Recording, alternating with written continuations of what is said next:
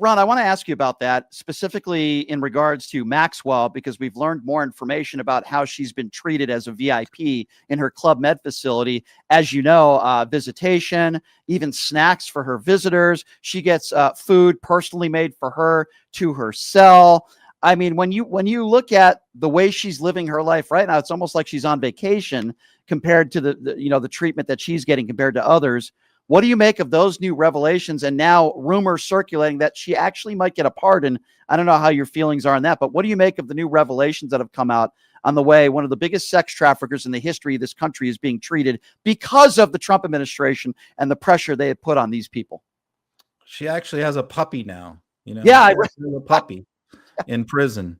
Yeah. I mean, it's just unbelievable. And the warden, is complaining. He said that he's complaining that they're making the warden help her with her clemency application.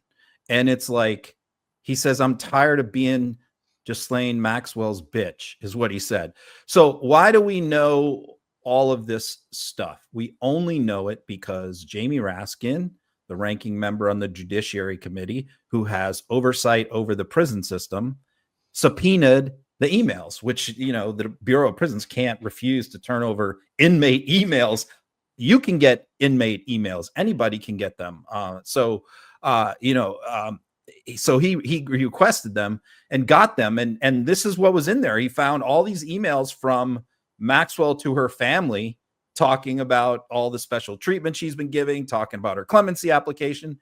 And look, I mean, the pardons and the clemency applications that have been coming out of the Trump administration have just been disgusting. And they've been like every single day. I've been chronicling all of them. They're just one horrible pardon after another. Look, there's a guy being sentenced today in New York for he was given clemency by Trump. Right. And he was a convicted drug trafficker. Now, according to Trump, we're supposed to kill drug traffickers. I mean, he's assassinating people on boats for drug trafficking. The guy you are speaking of, correct me if I'm wrong, Ron, he was pardoned in 2021. He was serving a 10-year sentence. And he sexually assaulted a woman after Trump freed him from prison. He sexually assaulted his nanny. He defrauded several other people on some kind of shady business deal. His lawyer, by the way, is Alan Dershowitz. What a surprise. Yeah. And also he had many speeding tickets with his Lamborghini and Ferrari.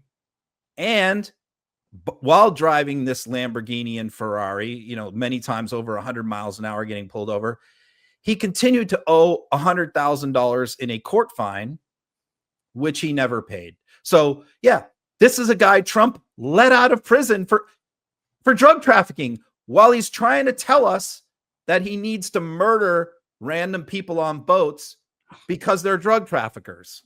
But if they're wealthy drug traffickers and they're represented by Alan Dershowitz, who was also Trump's personal attorney at the time, they get out of prison. And he's not alone. There's like 25 people just like him.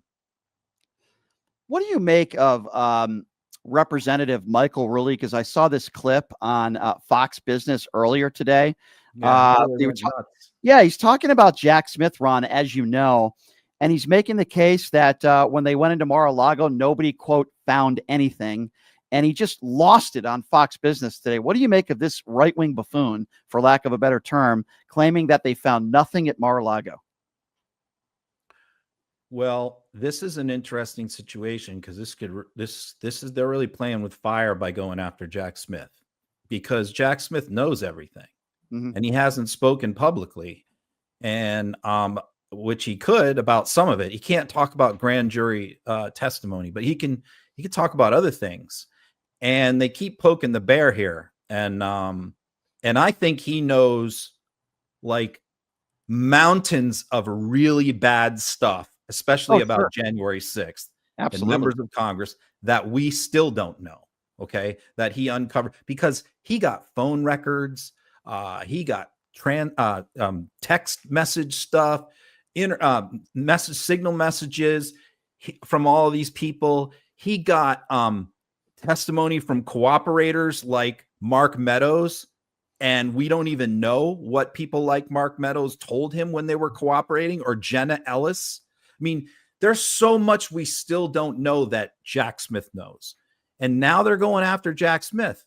And, you know, what he was calling on was for DOJ to prosecute Jack Smith and put him in prison for treason. Right. House Oversight has subpoenaed Jack Smith, and Jack Smith is like, they subpoenaed him in for a deposition, but Jack Smith is like, I want to have a public hearing. Right. Bring me in, put me in front of the cameras. Let's do this like Oliver North style. We're going to have a big national televised hearing where I can lay out everything. You can ask me whatever you want. This is what he said. He said, I won't take the fifth. I won't have a lawyer. I'll answer every single question you have, but I want it done in public. And then, of course, Jim Jordan and James Comer were like, I don't know about that. You know, they don't want him to testify. But, you know, when he would testify is if Democrats take back the House or the Senate in 2026. Wow. Then he will be testifying for many days about what he knows. Would that be entertaining? I am certainly rooting for that to happen. That is for sure.